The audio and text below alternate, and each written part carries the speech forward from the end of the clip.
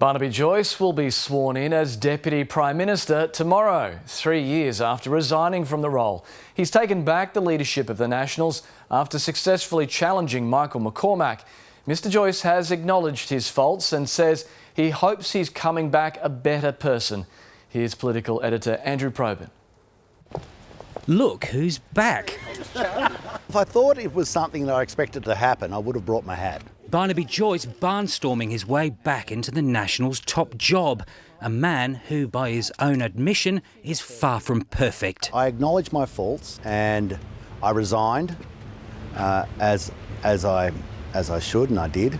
A remarkable resurrection more than 3 years after his dual citizenship and then his dignity were stripped from him. I failed. Toppling Michael McCormack, who went to his fate with a humble, if familiar, philosophy. Who knows what the future holds? Que sera, sera, whatever will be. He didn't have to wait long. Barnaby Joyce has been elected leader of the National Party. Have your colleagues betrayed you? That's what it's called, democracy. With wife Catherine by his side, the deposed dignified in defeat, but with one swipe at those who brought him down. For the sake of good government, not just good government, for the people of Australia, if you're going to say something, have the guts and the gumption to put your name to it. The most important thing is this is about, first and foremost, the people of Australia. But Mr Joyce has an agenda of his own, determined to use his return as Deputy Prime Minister to stop Scott Morrison embracing a net zero by 2050 emissions reduction target. It's not Barnaby policy, it's Nationals policy. It takes considerable self-indulgence to bring down a leader during a global pandemic, even more so for an MP with a troubled past. Barnaby Joyce's resignation as leader 3 years ago followed an extramarital affair with a staffer and a harassment claim which he strongly denied. At least one state Nationals leader expressing her disappointment at his return. Well, there'll no doubt be some questions asked, and I think the Federal Party will need to be able to answer that. With the leader in waiting still unsworn and still on the backbench. My question is to the Prime Minister. Who is the Deputy Prime Minister of Australia? I congratulate him on his election by his party today and look forward to working closely with him. Michael McCormack had to deputise in question time for a quarantining PM. Been a bit of a tough day for me, but I've still got a job. There are many Australians out there who are doing it far tougher. A day of humiliation. Que sera, sera. Ending with an honourable exit. Andrew Probyn, ABC News, Canberra.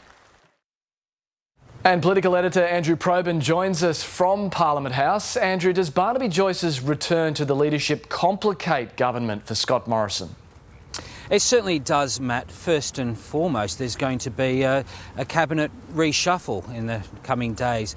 Barnaby Joyce will want some of his supporters back in the ministry. People like Bridget McKenzie, who had to fall on her sword over the sports rorts last year. Scott Morrison will also know that Barnaby Joyce will be trickier to deal with than Michael McCormack, that he'll want to extract a bit more from the coalition agreement. However, we are in the year of Brittany Higgins and the focus on parliamentary culture, so the past behaviour of Barnaby Joyce could cause a bit of a backlash from Australian women in particular.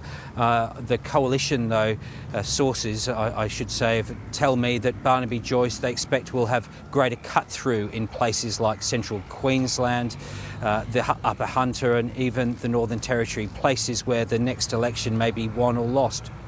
And Andrew, Barnaby Joyce vehemently opposes Australia adopting a net zero by 2050 climate target. What's the path forward for the Prime Minister then?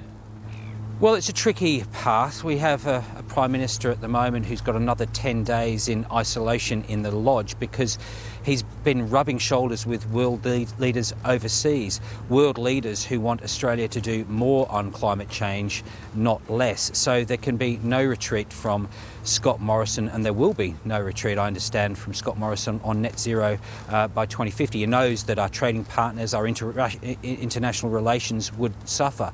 So he's got to convince Barnaby Joyce that net zero by 2050 is not going to harm regional jobs in manufacturing, mining, farming and agriculture. It's going to be a tricky negotiation. Those negotiations haven't started. The Nationals haven't seen the plan.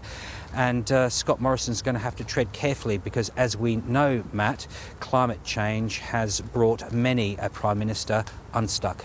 Indeed, Andrew. Thank you. Andrew Probyn at Parliament House.